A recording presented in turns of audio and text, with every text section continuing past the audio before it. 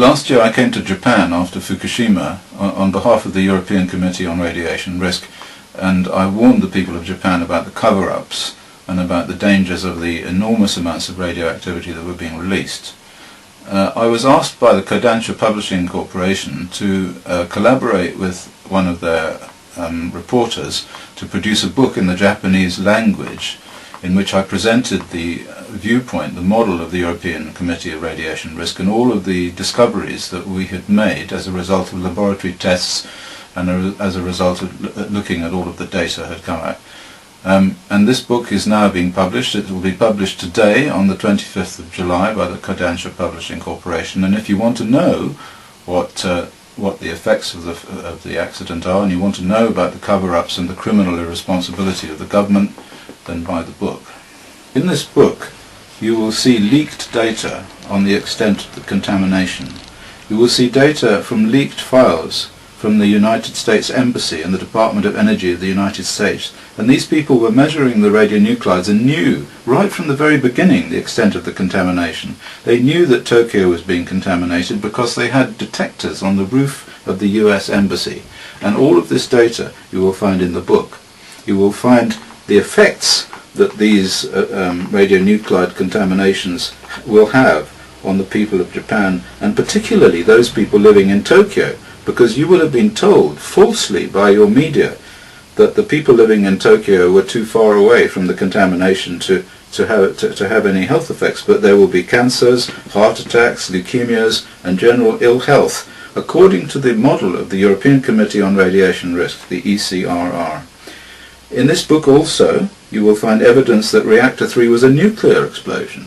This is based on the xenon isotope ratios measured in the United States by various university authorities.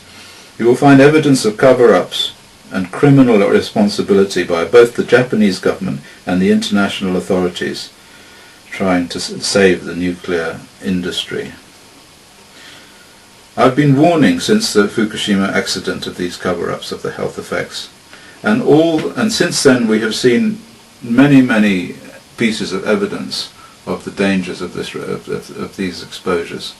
You've seen people dying suddenly for no apparent reason, people dying of heart attacks, children dying of heart attacks, and we now know as a result of a recent survey that 36% of children examined in the Fukushima prefecture have growths on their thyroid gland. You need to know the truth, and if you want to know the truth you have to buy this book. And there's one particular piece of evidence that shows the true horror of what happened.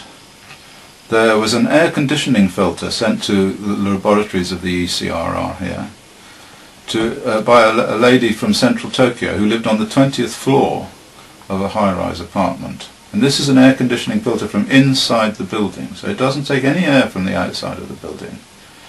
And the material on this filter showed 130,000 becquerels per kilogram of cesium, and it also showed the presence of uranium, enriched uranium, and lead-210, which has not been mentioned before, very dangerous radionuclide.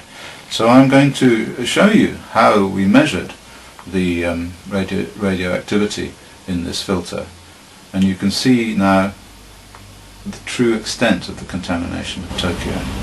Thank you for listening. Lots of people from Japan get in touch with me to ask my advice about whether they should evacuate, whether they should leave the country, and I usually say yes, incidentally, especially if they've got small children. Certainly get far away as they can from the contamination.